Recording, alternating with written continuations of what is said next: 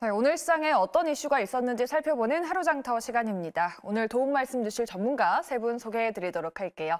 오늘은 정재훈 대표님, 예병문 대표님, 그리고 이성웅 이사 함께하도록 하죠. 세 분 안녕하십니까? 안녕하세요. 네, 오늘도 다양한 섹터가 움직였는데요. 우리가 꼭 봐야 할 이슈는 어떤 건지 첫 번째 이슈부터 바로 공개해 보도록 하겠습니다. 첫 번째 이슈는 저출산 관련주 보도록 할게요. 과연 정책이 답이 될 수 있을지. 오늘은 저출산 관련주의 날이었습니다. 올 들어 각종 대책이 시행된다라고 하던데 아가방 컴퍼니가 상한가를 기록하면서 마감이 됐고 삼성출판사, 꿈비, 제로투세븐 모두 강세를 보였던 하루였습니다. 과연 저출산 정책이 답이 될 수 있을지 우리 예병문 대표님께 한번 여쭤보도록 할게요. 최근에 이러한 관련주들 주가 움직임이 좀 있긴 했는데 과연 추가적인 시세를 내줄 수 있을까요, 대표님? 일단 제가 저번에 한번 말씀드렸을 거예요. 저출산은 지금 올해 총선이 있기 때문에 정책상 나올 수밖에 없다. 그러니까 저출산 관련주들이 지금 저점을 헤매고 있을 때 잘 잡아두시면 정책과 관련해서 반드시 강하게 상승할 것이다라는 얘기를 한번 드린 적이 있었는데요.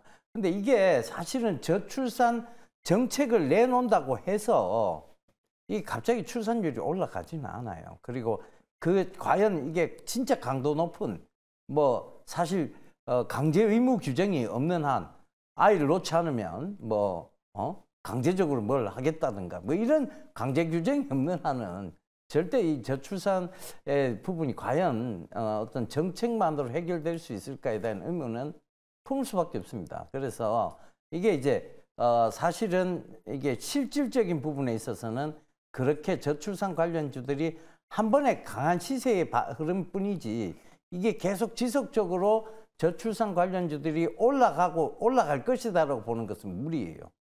그러니까 일단 지금 결혼에 대한 부분이 이제 굉장히 이제 결혼 자체가 혼인율이 높지 않다는 거, 이 부분도 가장 큰 문제고 최근에 이제 오늘 기사에서도 그런 내용이 나왔죠. 지금 이제 초등학교 입학생 수, 서울 지역 초등학생 입학생 수가 5만 대로 줄었다. 그죠?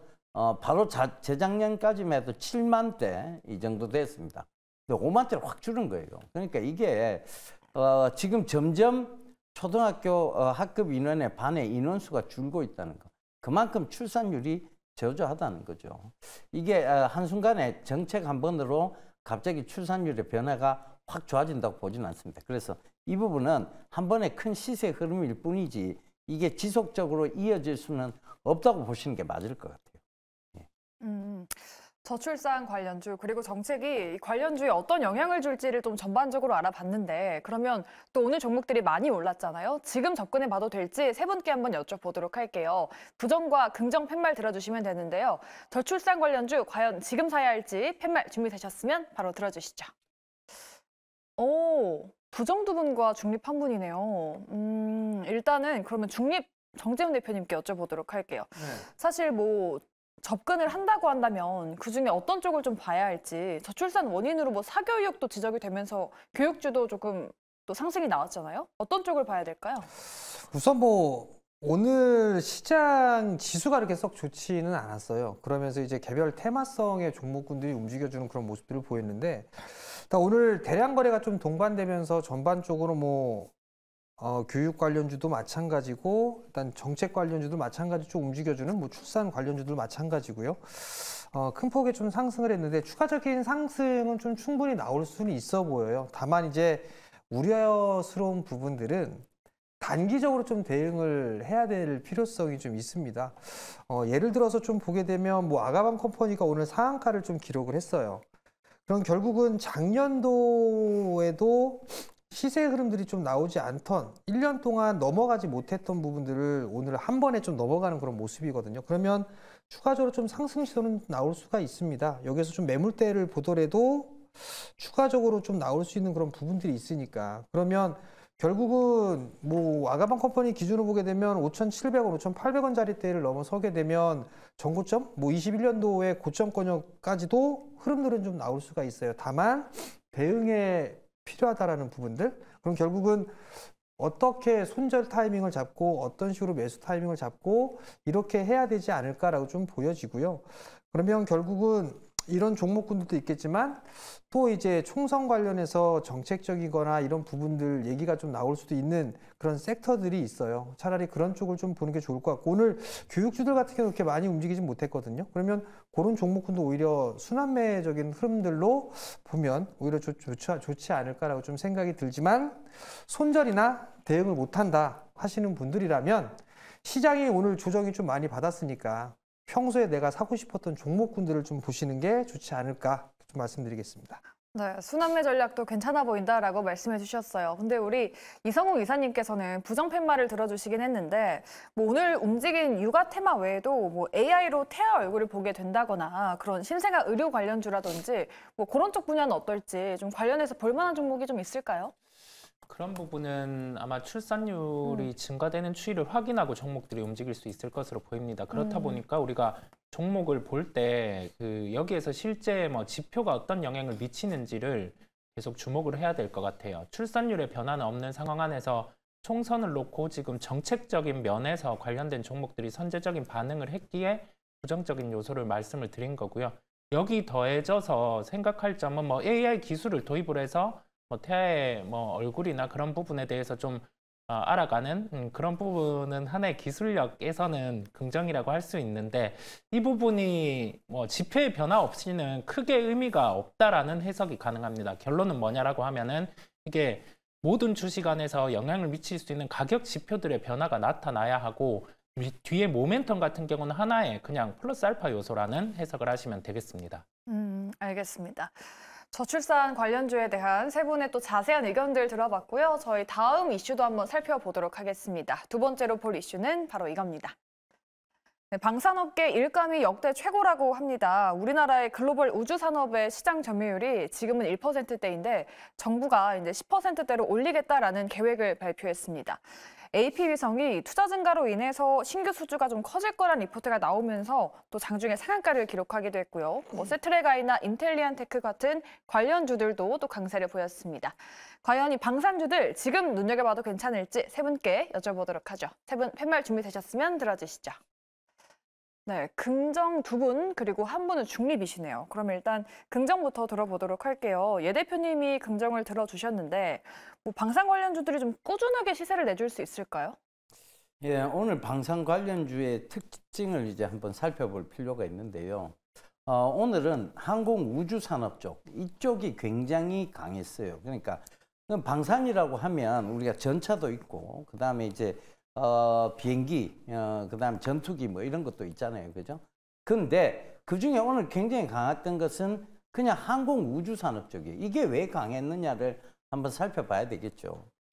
결국은 이제 가장 가까운 미래에 다가올 산업, 바로 이제 앞으로 미래에 펼쳐질 산업 중에 하나가 바로 이제 항공 우주 산업 중에 바로 이제 이 UAM 산업이 될 거예요. 그러니까 이게 어떤 기초를 다지지 싶은데 어반 에어 모빌리티라고 해서 지금 이제 뭐 드론 택시, 그다음에 드론 택배 배송 이런 것들이 가장 먼저 다가오겠죠. 사실 우리가 땅의 길은 포화 상태지만 하늘 길은 지금 열려 있어요. 그러니까 이런 부분들이 어떤 시장에 어떤 영향을 좀 미쳤고 이제 한국항공우주라든가 세트레가이, 그다음에 AP위성 모두 이와 관련된 주식이라고 보시면 됩니다.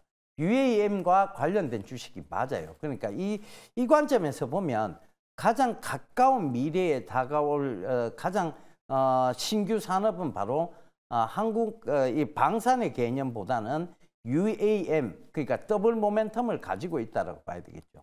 그러니까 방산에 대한 모멘텀도 있을 뿐더러 UAM에 대한 모멘텀, 그러니까 두 가지가 합산되어진 더블 모멘텀에 의해서 움직이는 거기 때문에 지금 세트레가이나 AP위성 이런 쪽보다는 차라리 가장 근접해 있는 한국항공우주 이쪽이 굉장히 강할 가능성이 높습니다. 그러니까 이거는 이제 UAM에 관련된 더블 모멘텀이 있으니까요. AP위성이라든가 이런 것들은 아무래도 개별적 성격이 강해요. 세트레가이도 마찬가지고. 그러다 보니까 이제 올라올 때는 강하게 올라오는데 역시 산이 높으면 골도 깊습니다. 그러니까 이런 주식보다는 굉장히 안정적이고 실적이 안정되어 있는, 그리고 한국항공우주 최근 오늘 이제 리포트의 목표가 상향이 많이 이루어졌죠. 그러니까 그런 부분도 참고해 보신다면 이쪽이 오히려 더 안정적인 수익을 가져갈 수 있는 쪽이 아니냐 그렇게 보여집니다. 방산업에 대한 모멘텀도 굉장히 좋습니다. 하지만 더블 모멘텀 하나 더 생각해야 되는 게 UAM이겠죠. 이 어반 에어 모빌리티를 생각했을 때는 저는 지금 들어가도 그렇게 늦지 않다 이렇게 보여집니다. 네, 방산뿐만 아니라 UAM이라는 더블 모멘텀이 있는 한국항공우주 쪽도 괜찮겠다라는 말씀 전해주셨는데 뭐 최근에는 북한의 정찰위성 소식도 있었잖아요. 그러면 그것도 힘을 실어줄 수 있을지 정재훈 대표님께 한번 여쭤보도록 할게요. 방산주 안에서 좀 어떤 쪽을 보면 좋을까요?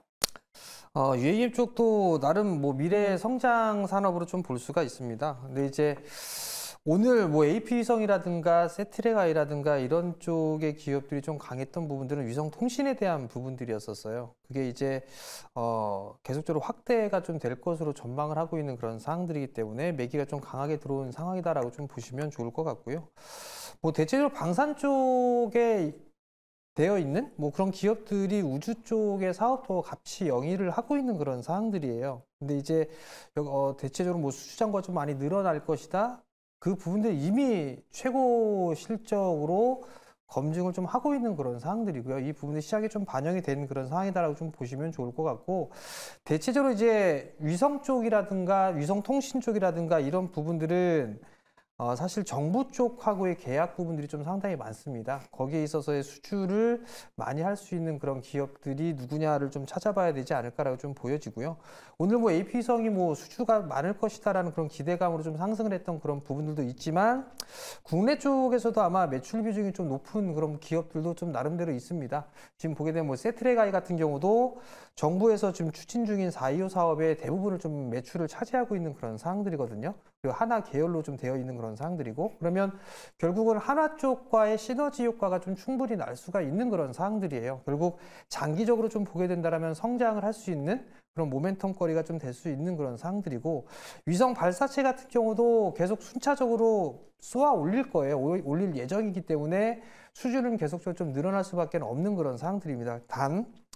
단기적인 시각으로 좀 보는 것보다 좀 긴 관점으로 좀 봐야 된다라는 점, 그 부분들 좀 기억을 하시고 접근을 하시면 좋을 것 같습니다.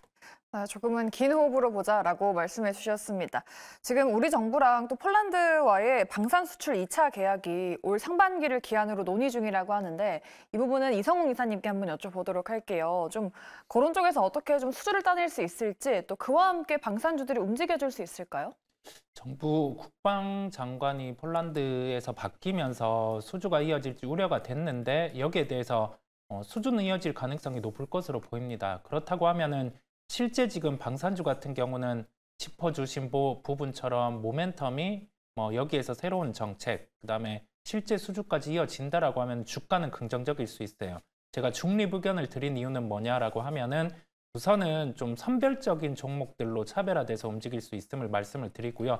수주 기반의 산업 같은 경우는 우리가 LIG 넥스원이라든지 아니면은 현대로템, 그다음에 여기 더해져서 한국항공우주 이런 전통적으로 강했던 방산주 같은 경우에서 수주가 나타난다라고 하면은 주가는 추가적인 상승이 가능하겠습니다. 실제 수주의 가능성은 높습니다. 이 부분을 염두에 두고 종목들을 보시면 되겠습니다. 네, 이렇게 출산정책 관련주랑 방산주까지 세 분과 함께 자세하고 또 꼼꼼한 전략 세워봤습니다. 투자하실 때 도움되시길 바라겠고요. 그럼 이제 시간후에서는 어떤 종목들이 움직이고 있을지 시간후의 특징주 권재훈 아나운서와 함께 바로 만나보시죠. 네, 오늘 시장은 검은 수요일을 보냈지만 지금 시간의 거래는 활발하게 움직이고 있습니다. 시간의 특징주 5가지 한번 살펴보도록 할게요. 장 마감하고 공시가 있었습니다. SG 같은 경우에는 아스콘 공급 계약 체결 소식 전해지면서 시간의 거래에서 상한가로 바로 직행했고요. 원중 같은 경우에는 포스코 퓨처엠과 턴키라인 계약 체결 소식을 알리면서 시간의 상승률 상위 종목에 이렇게 올라와 있습니다. 그리고 어제 시간의 특징주로 제로투세븐 전해드렸었죠. 오늘 상한가로 마감하는 모습 보여주셨는데요. 제로투세븐 아가방 컴퍼니가 상한가로 마감하는 모습 보여줬었는데요. 오늘 시간의 거래에서는 제로투세븐이 시간의 상승률 상위 종목에 이렇게 올라와 있습니다. 내일 시장에서도 저출산 관련주들 계속해서 관심 있게 지켜보시면 좋을 것 같습니다. 그리고 하락하는 종목들도 한번 알아보도록 하겠습니다. 위메이드와 태영건설이 지금 시간의 거래에서 하락세 보여주고 있습니다. 국세청으로부터 추징금을 부과받았다는 소식 속에 위메이드 그룹주들이 일제 하락하는 모습 보여주고 있는데 있는데요. 잠시 후에 자세하게 짚어보도록 하겠고요. 태형건설 같은 경우에는 오늘 시장에서 급등하는 모습 보여줬었죠. 하지만 시간의 거래소는 지금 하락세 보여주고 있습니다. 그렇다면 종목들 자세하게 하나하나씩 짚어보도록 하겠습니다. 먼저 태형건설 이야기부터 해봐야 할 것 같아요. 예병군 대표님 통해서 한번 들어보도록 하겠습니다. 사실 지난주에 태형건설 이야기를 했었을 때 대표님께서는 뭐 걱정하지 않아도 된다라고 이렇게 말씀을 해주셨거든요. 뭐 일부 언론에서는 9조 원가량의 PF가 발생했다라고 했는데 오늘 태형건설 측에서는 2조 원가량이다라고 이렇게 좀 일축을 시켰어요. 어느 정도 악재 해소라고 볼 수도 있을 것 같은데 지금 시간의 거래에서는 일제 하락세를 보여주고 있단 말이죠. 내일 시장에서는 어떻게 대비를 하면 좋을까요? 자, 이걸 이제 지난주 수요일이었어요. 이제 워크아웃에 대한 얘기에서 제가 말씀을 드리면서 저는 이 회사보다는 그러니까 이제 TY 홀딩스라고 지주회사가 있어요. 이 지주회사의 공시를 잘 분석해 보시면 결국은 태형건설이 부도 쪽으로, 즉 워크아웃 쪽으로 가기보다는 이미 자산을 매각해서 워크아웃을 막으려는 의지가 굉장히 강하다는 것을 볼 수 있다고 말씀을 드렸습니다. 그래서 이번 주가 아마 기회가 될 것이다 라는 얘기를 지난주에 이미 말씀을 드렸었는데 오늘 강하게 상한가가 나왔어요. 그리고 전일도 강한 상승세가 있었죠. 그러니까 이게 결국은 우려, 그러니까 이제 말 그대로예요. 야, 이렇게 될 거야. 야, 진짜 부도 나는 거 아니야? 부도 나는 거 아니야? 이 우려가 지속될 때는 빠져요. 근데 막상 그 우려에 대한 부분이 탁 드러나 버리면 오히려 안 빠집니다. 그게 이제 불확실성의 제거라는 건데 그 상황에서 태형건설의 모회사인, 제가 말씀드린 그대로였어요. 모회사인 TY 홀딩스가 자금을 댈게 라고 발표를 했어요.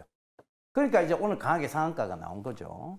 그러니까 결국은 그 부분이에요. 이제 이게 과연 그 돈을 그러니까 메울 만한 의지와 그다음 메울 만한 능력이 있느냐에 대한 부분이에요.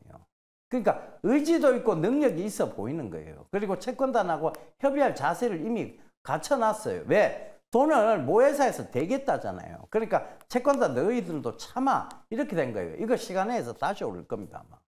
그 부분을 참고해 보세요. 결국은 강하게 회사가 야, 우리 회사에 염려할 거 없어.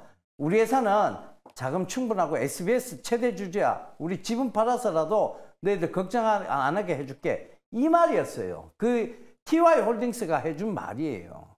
그 공시를 한번 잘 분석해 보세요. 그럼 그 공시 안에 글이 보입니다. 우리가 현저하게 눈에 보이는 가치, 차트를 자꾸 보면요.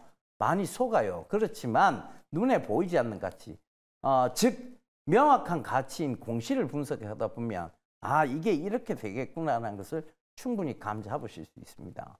그리고 채권단한테 이들이 이미 강하게 얘기했다는 거 시간에서 오를 수 있다는 얘기예요. 그러니까 그 점 너무 걱정할 필요가 없고 이건 오히려 지금 태형건설이 새로운 기회를 맞이했다. 그런데 여기서 한 가지 주의할 점이 있어요. 지금 건설 업황이 좋지 않습니다. 굳이 좋지 않은 업황에 오래 들어가 있을 이유가 있을까요? 그건 없다는 얘기예요. 왜? 지금 어찌됐든 금리가 떨어져 주기 전이고 금리는 아직 높고 PF 대출은 막혀 있고 그 여러 가지 건설 업황 그리고 지금 부동산 경기도 좋지 못하고 분양시장은 좀 얼어붙어 있습니다. 굳이 여기에 내가 내 돈을 이게 좀 위험하지만 나중에 좋아질 거야. 그건 나중에 보시면 돼요. 그걸 지금 위험한데 내 돈을 계속 갖다 둘 이유는 없죠. 제가 말한 것은 단기적인 흐름에서의 이번 주에 기회였던 거예요. 그러니까 그걸로 끝내셔야 됩니다. 그걸 지금 아무리 지금 살펴봐도 태형건설이 지금 갑자기 여기서 반등해갖고 갑자기 호실적을 기록하고 호재가 계속 이어진다고 볼 수는 없는 입장이에요. 아직까지 채권단하고 완전 합의도 안 끝났죠. 이게 이 부분은 또 불확실성이 지속이 되는 거예요. 그러니까 그런 여러 가지들 참고해 보셨을 때는 지금 뭐 우발 채무도 그렇게 많지는 않아요. 지금 이제 살펴보니까 우발 채무도 그렇게 많지 않고 여러 가지 참고해 볼 측면, 즉 우리가 객관적으로 참고해 봐야 될 측면에서는 나쁘지 않다는 거지만 업황 자체가 좋지 못하다는 점을 감안해서 이건 단기적인 접근만 하시면 될 것 같아요. 중장기적 접근은 저는 피하시는 게 맞다고 봅니다. 네, 태형건설 이슈는 계속해서 체크가 필요해 보입니다. 다음으로 위메이드도 한번 짚어보도록 하겠습니다. 국세청으로부터 추징금이 부과됐다라는 소식이 장 마감하고 전해졌습니다. 규모가 500억 원가량이라고 하는데 2022년 자기 자본 대비해서 비중이 10%가량이라고 하더라고요. 이성웅 이사님께 한번 여쭤보도록 할게요. 이 추징금 부과 이슈 좀 악재로 받아들여야 될까요? 위메이드 내일 주가에 어떻게 작용할까요? 시간외로 주가는 5.7%까지 하락을 했다가 지금은 2.7%대 하락을 하고 있습니다. 이 부분에 대한 해석이 중요한데 공시 부분 관련해서는 벌금이라는 명칭을 썼는데 구체적으로 보면 이 부분은 가상자산 사업자에 대해서 과세 기준이 정해진 거고요. 법인세 명목으로 자금이 나가게 됩니다. 그렇다 보니까 이 부분은 하나의 일련의 과정이라고 생각을 할 수 있겠고 그러면 비슷하게 이와 관련된 사업을 영위하는 게임 회사, 기타 게임 회사 같은 경우도 좀 법인세 부과의 가능성이 있다라는 점을 염두에 두셔야 할 것 같아요. 다만 지금 위믹스 같은 경우가 이제는 영업 기준의 실적으로도 포함을 할 수 있는 구조이기 때문에 비트코인 가격이라든지 이와 관련된 가격이 상승을 했을 때는 하나의 또 이익과 관련된 모멘텀이 발생을 할 수 있을 것으로 보입니다. 그리고 여기에 더해져서 지금 판호를 신청을 해놓은 상황이죠. 미르포 판호를 신청해 놓은 상황인데 이 부분이 이제 다음 분기에는 발표 예정이 있습니다. 이 부분이 통과가 된다라고 하면은 실제 이제 게임에 대한 모멘텀도 발생을 할 수 있을 것으로 보여요. 중국에서 지금 게임에 관련된 규제를 발표를 했다가 이와 관련된 인사 같은 경우를 해임을 했습니다. 그렇다 보니까 좀 강한 규제에서 약간은 완화된 규제 정도로 다시 나올 것으로 보이고요. 그렇다 보니까 실제 이 부분에 법인세 이슈 같은 경우는 거쳐가야 할 과정이고 게임에 대한 모멘텀에 좀 집중을 할 필요가 있다는 말씀을 드립니다.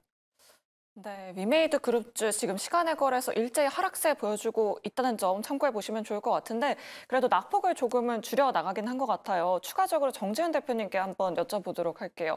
요즘 게임주들의 또 이슈가 굉장히 많잖아요. 이 위메이드의 주가 하락이 내일 게임주들의 추가적인 주가 하락으로 연결이 될지 아니면 그냥 단기적인 이슈로 봐야 될지 어떻게 생각하세요?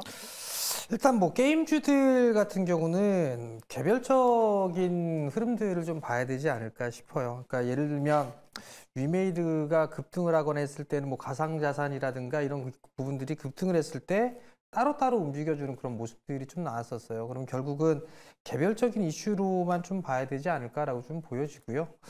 그리고 게임을 많이 하는 그 유저들이 좀 많이 필요한 그런 상황들인데 과거에서처럼 이렇게 게임 쪽에 있어서 유저들이 많이 늘어나거나 그런 모습들은 없는 그런 상황들입니다. 정체기를 좀 겪고 있는 그런 상황들이기 때문에 단기적인 흐름들로만 좀 보는 게 좋지 않을까라는 점을 좀 말씀을 드려보도록 하겠고요. 그리고 지금 막 이렇게 변동성이 큰 자리대에서 대응을 하는 것보다는 좀 변동성이 좀 적어지고 난 이후에 그때 이제 판단을 해도 늦지 않다. 그렇게 좀 말씀을 드리고 싶습니다. 네, 알겠습니다. 건설주와 게임주는 좀 주의가 필요할 것 같습니다. 자, 이렇게 시간의 특징주 5가지 알아봤고요. 내일 시장에서 주목해 보시면 좋을 것 같습니다. 자, 그럼 저희 종목 상담으로 바로 넘어가 보도록 할 텐데요. 여러분들의 종목 고민 굉장히 많이 들어오고 있다고 합니다. 김세영 아나운서 나와주시죠.